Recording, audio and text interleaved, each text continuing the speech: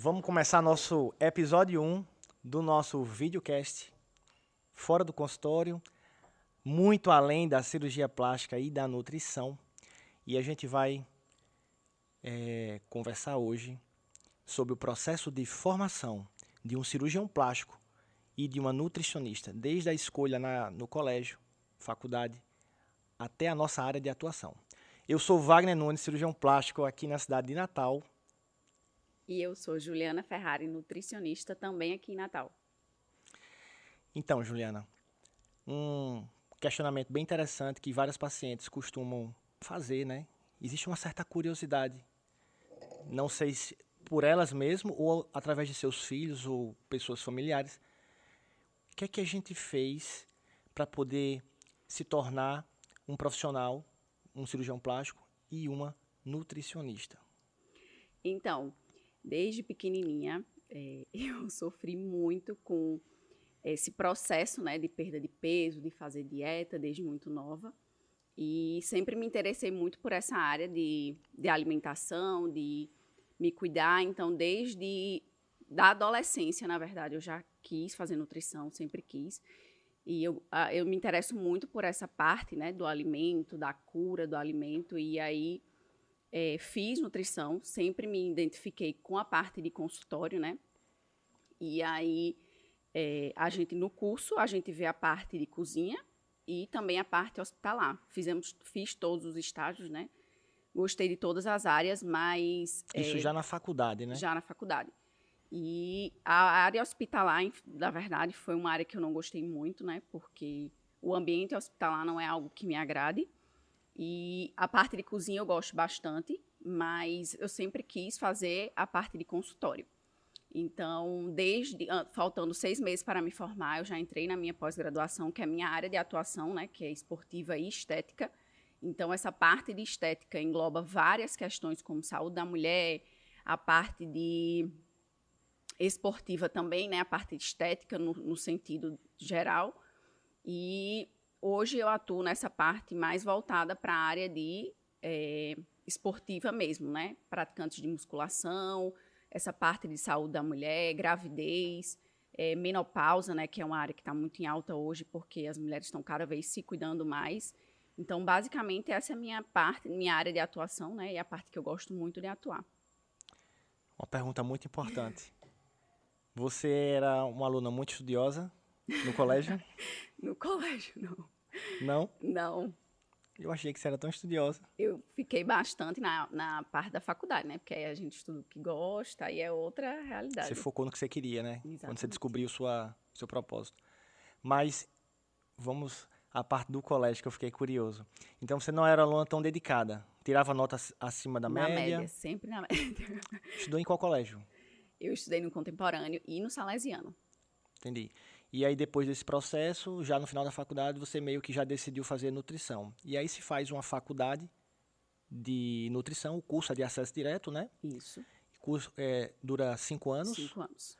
5 anos. E no processo do curso, vocês têm uma opção de ir fazendo algumas pós-graduações, que normalmente, pelo menos na medicina, a gente faz após a conclusão do curso. No caso, você começou a fazer antes. Antes.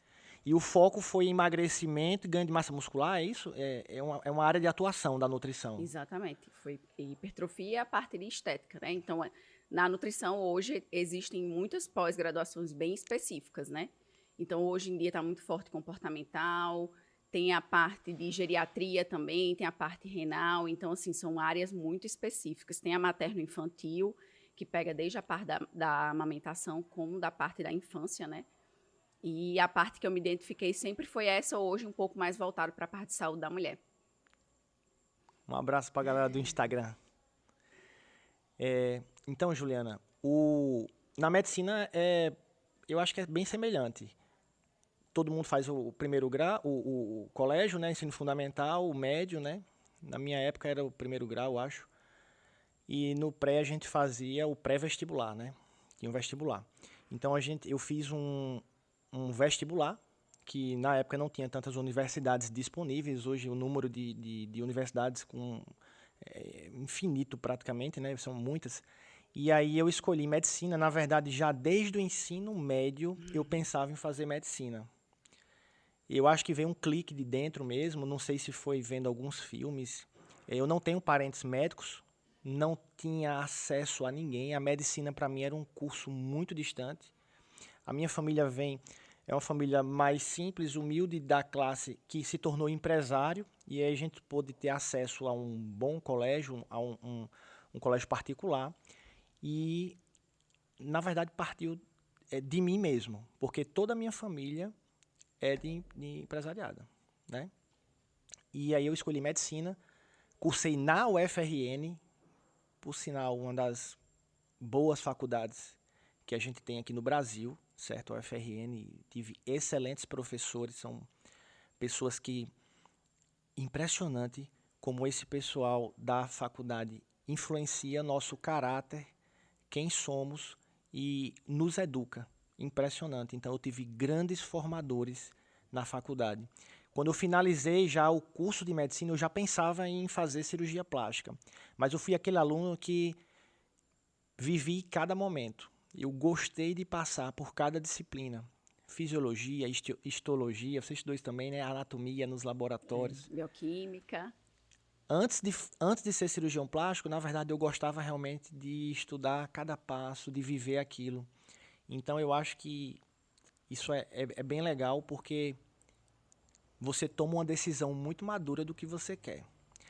Então, após todas as disciplinas, cardiologia, né, anatomia aplicada, eu já decidi fazer cirurgia plástica. Desde pequenininho, né? Como sua mãe conta Desde que pequeno. desde quando ele tinha 8 anos, ele falava que ia ser cirurgião plástico. Pois é. E eu acho que não tinha nem essa rede de TV mostrando os cirurgiões plásticos operando, né? Os famosos. E foi muito assertivo a minha escolha. Eu me identifico demais com a minha profissão. Ela mexe desde uma parte de atendimento, onde a gente precisa ter empatia, entender a necessidade do paciente. Muitas vezes o paciente não sabe dizer o que ele está querendo. É oculto o desejo dele. E muitas vezes a palavra do paciente solicita algo que não é bem o que ele está querendo. Então, a cirurgia plástica conta com a parte da psicologia muito forte, de todo o entendimento. E dessa compreensão, para a gente poder fazer um bom diagnóstico, logicamente, o diagnóstico a gente faz a partir de uma avaliação física, um exame detalhado, né? A gente examina o paciente, então, de certa forma, é fácil a gente entender o que o paciente necessita e aí para propor a cirurgia. Mas voltando aqui ao nosso tema da cirurgia plástica, então eu fiz faculdade aqui na UFRN e não foi de cirurgia plástica, foi de medicina, tá certo? Porque para fazer cirurgia plástica você tem que fazer uma residência médica. Do mesmo jeito que você fez uma pós-graduação, a gente presta uma nova prova para cirurgia geral. E aí eu fiz em São Paulo, a minha residência de cirurgia geral, um hospital maravilhoso, uma rede hospitalar, uma estrutura, um centro de referência em todo o interior de São Paulo, ali São José do Rio Preto, Ribeirão Preto. Muito bom morar lá, cidades muito boas. E após a conclusão da cirurgia geral, eu fiz uma nova prova para cirurgia plástica, certo? E aí eu fiz cirurgia plástica lá no INCA, no Instituto Nacional de Câncer, que foi um foco de cirurgia reparadora. De certa forma, a gente pode dividir a cirurgia plástica em duas vertentes. Cirurgias reparadoras e cirurgias estéticas. Só que a área de atuação do cirurgião plástico ela é muito grande, tá certo? Na parte reparadora, você vê, tem a parte de atendimento aos queimados, de crâniofacial, com os pacientes, as criancinhas fissuradas, né? Então, fiz bastante cirurgia de queimado, de pacientes fissurados. Lá em Recife, onde eu fiz a minha principal formação no IMIP, inclusive meus professores, um enorme agradecimento a vocês. Vocês não imaginam a contribuição e a segurança que o ensino deles foi possível fornecer para mim e me deixou muito seguro para começar minhas atividades aqui em Natal. Durante o colégio, sempre fui muito estudioso. Certinho, um nerdzinho. Certinho. Ficava na sala, na hora Se do pudesse intervalo, voltar no estudando. tempo, eu vivo dizendo que se eu pudesse voltar no tempo, eu ia dar mais trabalho para meus pais. Eu acho que eu não dei nenhum trabalho para meus pais. Sempre fui muito estudioso. Era realmente um dos alunos mais dedicados. E hoje, interessante, a minha turma de estudo, né? André Barbosa, um grande cirurgião aqui da nossa cidade, aparelho digestivo. Igor, que é anestesista, Iguinho. Hugo, médico, faz transplante capilar hoje. Então, essa era a minha turma de amigos. Olha que massa. Muito bom. E a gente ficava tirando dúvida no intervalo. Essa é a verdade. Né? E agora a gente vai falar um pouquinho das dores dos nossos pacientes, né? Que buscam fazer a cirurgia plástica e que antes precisam passar pelo processo de, digamos assim, de ter uma consciência, né? De ter um preparo para poder se operar, para poder fazer a cirurgia plástica, porque não é como a bariátrica, né? Que você tem que mudar a mente, mas é bem parecido, porque você precisa que o seu estilo de vida esteja adequado para você fazer uma cirurgia plástica. Desde o preparo da sua pele de flacidez, como da sua alimentação em si, para que você mantenha a cirurgia e melhore cada vez mais os resultados, né? Então, a maioria das pacientes dele, por exemplo, grande parte, né, é um público que já está em sobrepeso e acha que a cirurgia plástica vai resolver aquele problema dela, né? Mas, na verdade, não é. A cirurgia plástica, como a gente fala, é a cereja do bolo. Então, você tem que preparar antes, você tem que ter esse cuidado antes, né? Não só pela parte estética, como também pela parte da saúde. Sabe o que é que eu costumo falar para as minhas pacientes que chegam super ansiosas querendo fazer uma cirurgia? A cirurgia plástica para você é o início ou é o fim? Porque algumas chegam depositando na cirurgia plástica um momento extremamente importante e de necessidade que transforme sua vida. E a cirurgia plástica, ela é uma transformação, sim, imediata. A gente consegue melhorar o contorno corporal, suspender uma mama, mudar o nariz, ajeitar o rosto, tirar a orelheira, deixar a pessoa com a face mais tranquila, um corpo modelado e mais com as curvas acentuadas de imediato. Mas essa paciente, ela precisa estar preparada para ser submetida a esse processo. Quantas pacientes a gente não opera e se você não tiver feito uma boa orientação, elas se perdem no pós-operatório, curtindo o corpo, tendo um hábito de vida que elas não tinham de sair, de usar biquíni, de ir para restaurante, tomar vinho, namorar, se relacionar, que isso é muito bom, mas esquecem do processo que você precisa ter para você ter um corpo bonito. Que é o quê? Qual o processo que um paciente precisa ter para desenvolver esse autocuidado? A cirurgia plástica, ela pode ser o início de tudo e não o fim. E eu acho que tudo começa pela nutrição, pela modificação do estilo de vida, pela mudança do comportamento. Eu acho que é comportamento alimentar, psicologia envolvido. E o que está muito envolvido nisso é algo que a gente está estudando bastante, né, no curso que a gente está fazendo, que é a parte do autoconhecimento, né? Qual é a real necessidade da sua busca por isso? Então, você se conhecer, você saber por que você está querendo mudar seu corpo, às vezes é por outras questões de autoestima, né, que não está relacionado só com a parte estética. Então, é muito importante que sua mente esteja alinhada a isso. E muitas pessoas ainda hoje têm o pensamento de que a dieta é 8 ou 80. Tem o pensamento de que dieta ainda é algo muito restrito, de que vai ficar sem comer as coisas boas, passando fome, comendo pouco. E hoje a gente sabe que não é assim. Hoje a gente tem um conhecimento a mais, né? Tem dos alimentos que antes eram muito reprimidos. Ah, isso não pode, isso não deve. Hoje o nível de treino está muito maior, o conhecimento. Então, você começar um estilo de vida não precisa ser um negócio totalmente fora da sua realidade, né? Você pode começar de uma forma tranquila. Então, é o que eu sempre falo para uma paciente que está iniciando, quando eu pego aquela paciente de primeira vez, você não tem que estar pesando tudo sempre. Você não tem que treinar de uma forma muito intensa. Você pode comece aos poucos, só não deixe de ir, crie uma rotina, crie um hábito, faça que isso seja um processo divertido. Então, vai todo dia um pouco, treina, aumenta ali a performance dia após dia, inclui alguns certos alimentos. Tem paciente que a gente inclui pequenos hábitos. Então, fracionar as refeições, cuidar um pouco do lanche, ajustar a sua proteína, tudo isso faz a diferença que você não precisa mudar totalmente o seu estilo de vida, você não precisa deixar de fazer o que você gosta, você não precisa deixar de comer o que você gosta, não é? Importantíssimo isso. Sabe o que eu resumo tudo que você falou? É equilíbrio. A gente nunca vai ter sucesso em algo se a gente não tiver equilíbrio. Em alguns momentos a gente pode até entrar em desequilíbrio porque você está imerso no mundo que você não conhece, que você precisa ganhar conhecimento. E Juliana falou tudo. A gente precisa criar um autoconhecimento para que a gente entenda quais são as nossas necessidades e a gente tem que se enxergar aonde nós queremos estar para a gente tomar nossas decisões. E a gente é reflexo das decisões que nós tomamos hoje. Então não adianta forçar a barra para perder 10 quilos em um mês de forma abrupta, fazendo dietas cetogênicas, super restritivas, sem carboidrato. A pergunta que eu faço para o paciente é: você vai conseguir manter por quanto tempo? E para assim, pensa, porque é difícil. E uma dieta equilibrada é muito mais fácil de você manter. Então, para a gente ter perda de peso, é preciso apenas ter o quê? Déficit calórico. Calcular quais são as nossas necessidades basais, não é isso?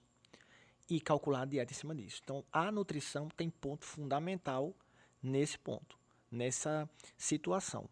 Então, no consultório, eu acho que a maior parte das pessoas que te procuram, Juliana, é para perda de peso ou ganho de massa muscular, acredito. Exatamente.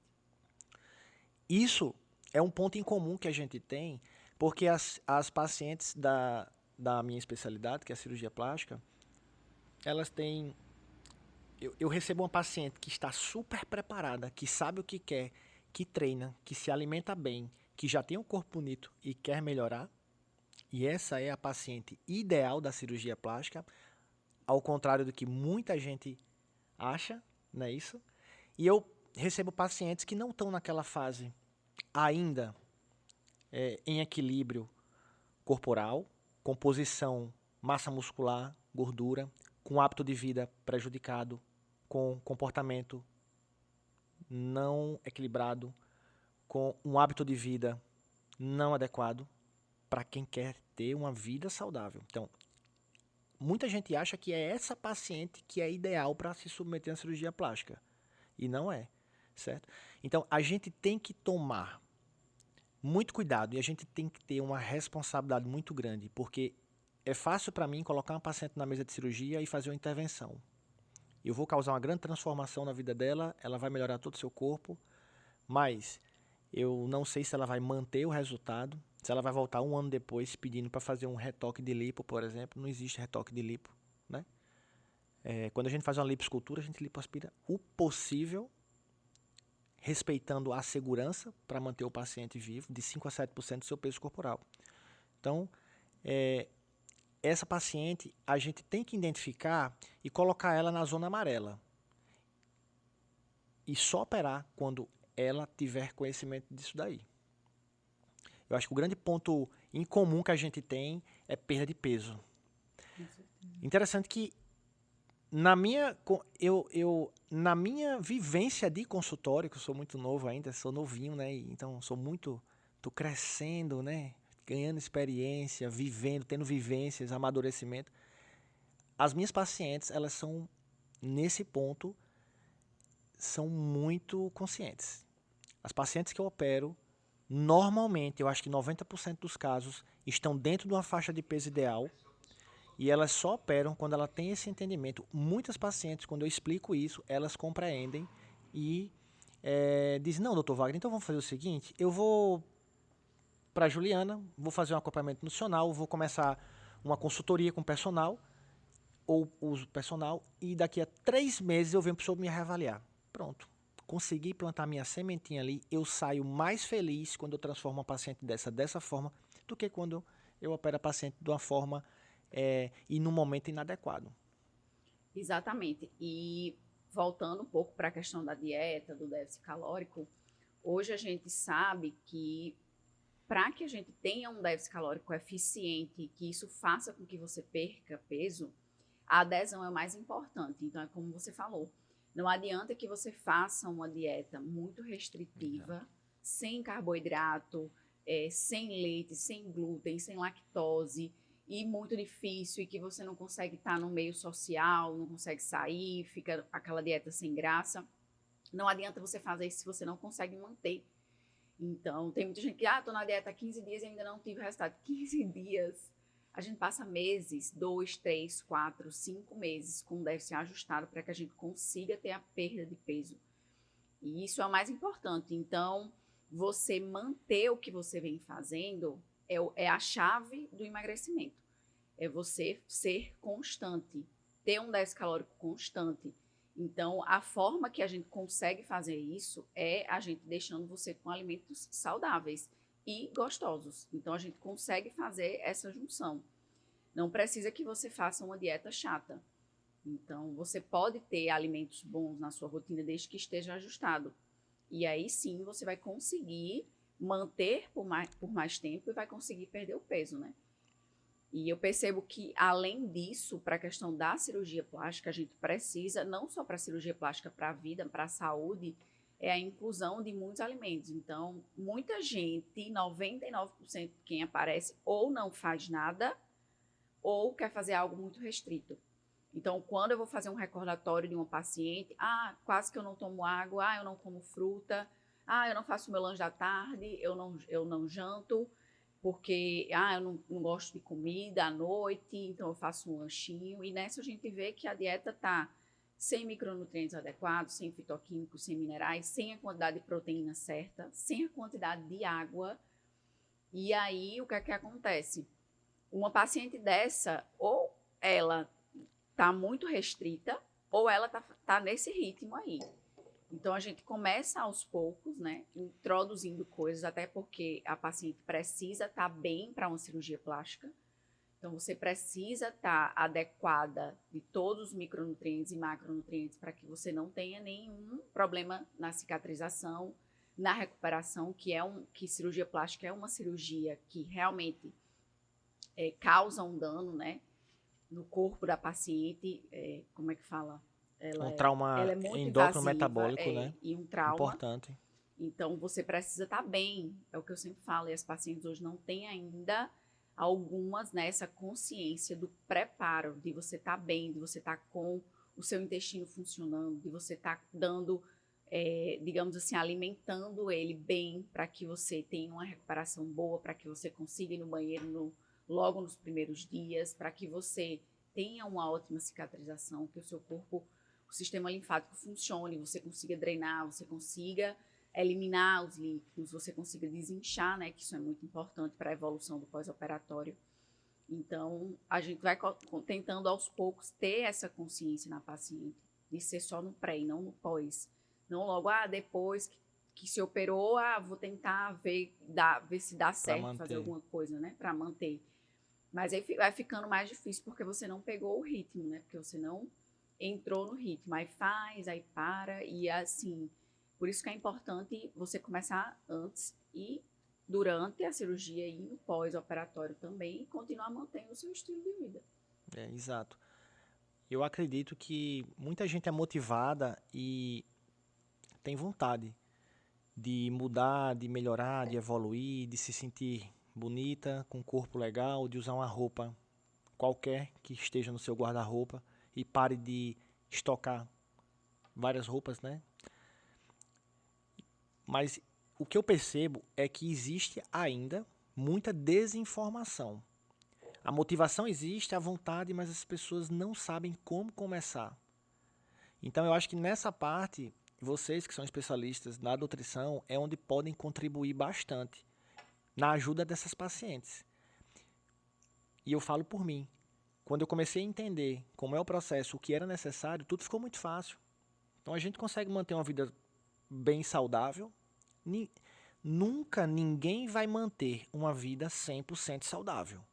Mas a gente consegue ter uma vida bem saudável, sem esforço, gostando desse momento, treinando juntos final de semana, se alimentando de certa forma muito bem, pelo menos na semana, E não deixamos de sair para restaurante, não deixamos de sair com os amigos. O que você falou da mentoria é importantíssimo. Para o autoconhecimento, tudo começa na formação, no entendimento. Quando você adquire a informação correta para o que você deseja, você vai atingir onde você está querendo chegar. E é muito bacana. Mas deixa eu fazer uma pergunta.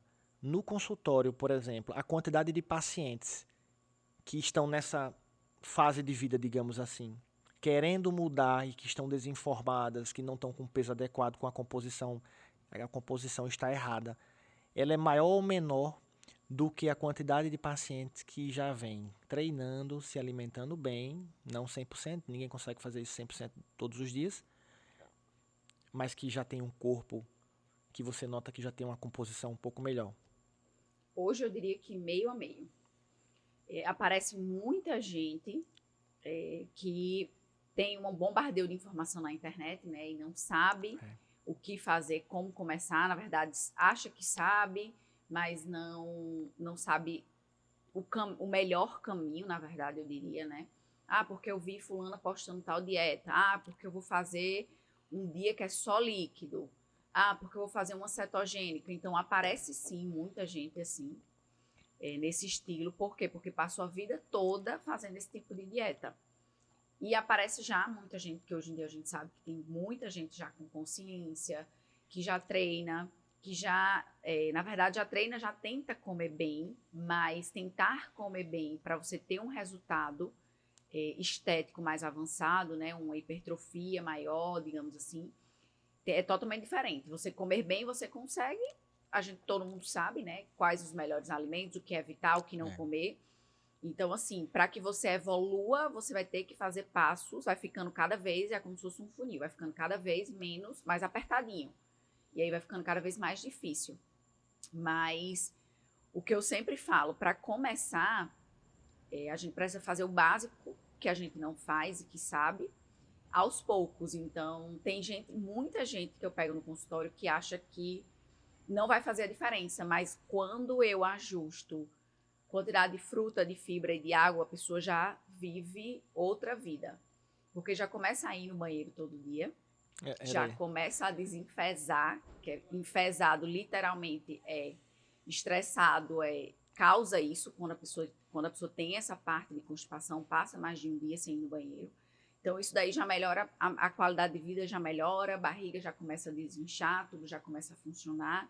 Quando a paciente ajusta a quantidade de água, ela não percebe como faz mal quando ela não toma. Então, o cabelo já melhora, a pele já melhora. Quando começa a adequar a quantidade de frutas, que a paciente faz o recordatório, eita, quase não comi fruta essa semana, esses últimos dias, e aí quando começa, inclua 3 a 4 porções de frutas por dia, unha começa a melhorar, cabelo começa a diminuir queda, começa a salivar mais, começa a digerir melhor os alimentos, então você dorme melhor, e aí quando a gente entra na parte de suplementação, aí é que tudo vai andando. Juliana, são os pseudo-especialistas que a rede social está formando. E vocês não sabem como é importante a gente se aprofundar no assunto a sério antes de emitir uma opinião correta. Porque partir de um entendimento superficial de uma informação lançada no Rios, né, pode ser desastroso.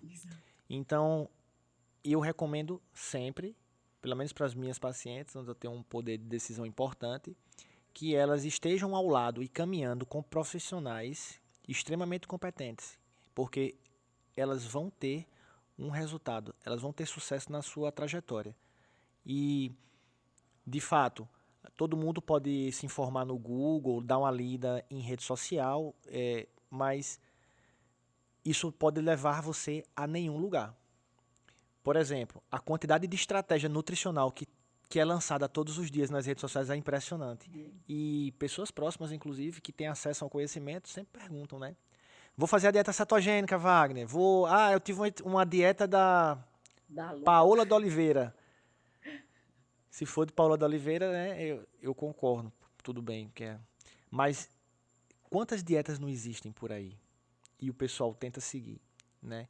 Então é muito importante que a gente divulgue bastante que existe uma estratégia nutricional assertiva para cada pessoa.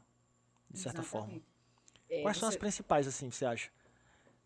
Principais estratégias para quem não treina, quem não tem um comportamento ainda equilibrado do ponto de vista de saúde, de treino e dieta? Voltando só um pouquinho antes de responder essa questão a modinha na internet, né? Agora tá na moda do doce de leite. Doce de leite como pré-treino. Pode, não pode? Vai melhorar em alguma coisa? Tem paciente que já chega para mim falando, porque eu vi que não sei quem estava comendo doce de leite para ir treinar e estou fazendo isso. Se puder, eu quero na minha. E aí, qual a minha opinião com relação a isso? O que é o doce de leite, né? É um carboidrato simples, né? Que vai fornecer energia realmente rápida para você fazer um treino. Mas aí a gente vem, quem é essa pessoa? Qual a composição corporal dela? Qual o treino que ela vai fazer?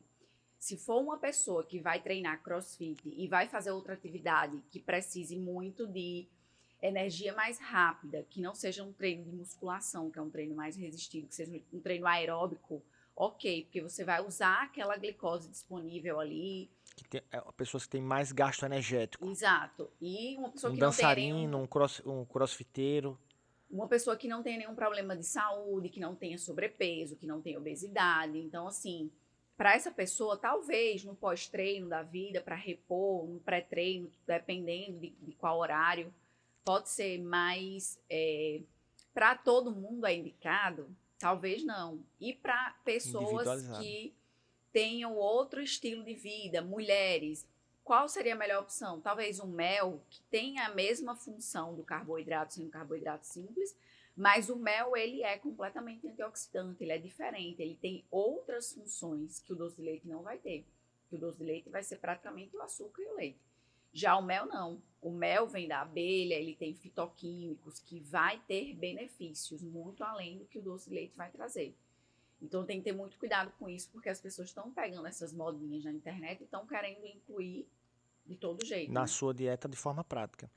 De forma bem geral, que eu não sou nenhum especialista, você que fala muito bem sobre o assunto, a gente deve ingerir uma quantidade de calorias abaixo das nossas necessidades basais calóricas, que somadas às nossas atividades. Se você comer menos do que essa soma, você vai ter déficit calórico e você vai perder peso. Então não interessa o alimento que você coma, desde que você respeite essa subtração. Não é isso, Juliana? E com relação a essas estratégias, com relação às pessoas que buscam ganhos acelerados, imediatistas, infelizmente, eu acho que mais de 90% delas não vão chegar lá.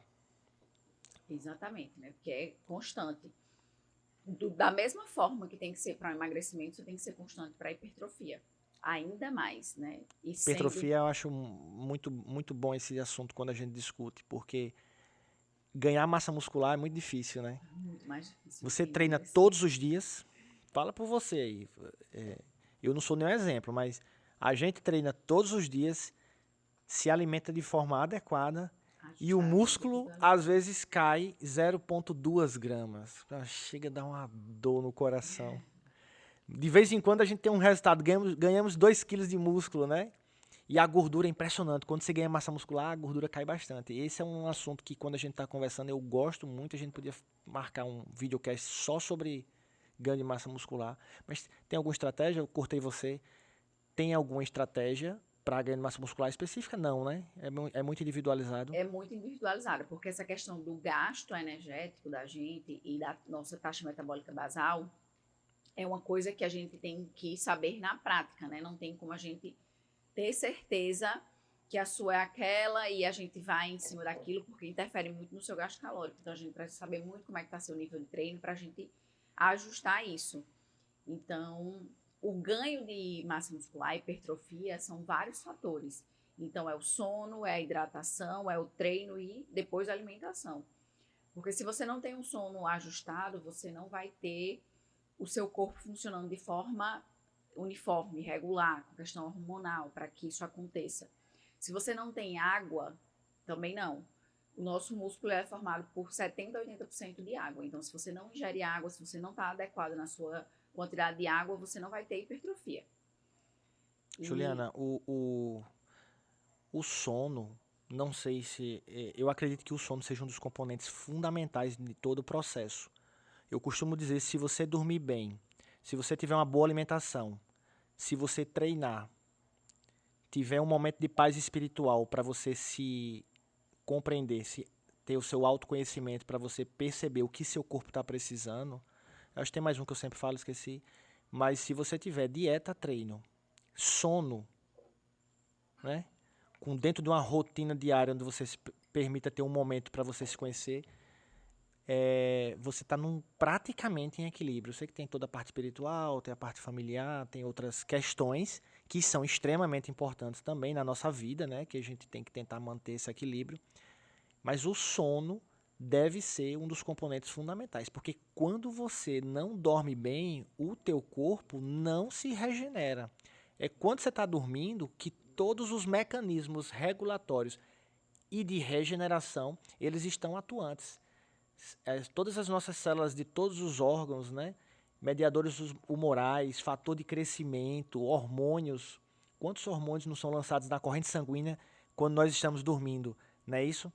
E quando você dorme bem, você acorda descansado. Normalmente quem está descansado tem um humor mais agradável. Quem tem um humor mais agradável normalmente é uma pessoa motivada. Quem tem motivação para fazer suas atividades diárias é uma pessoa disciplinada.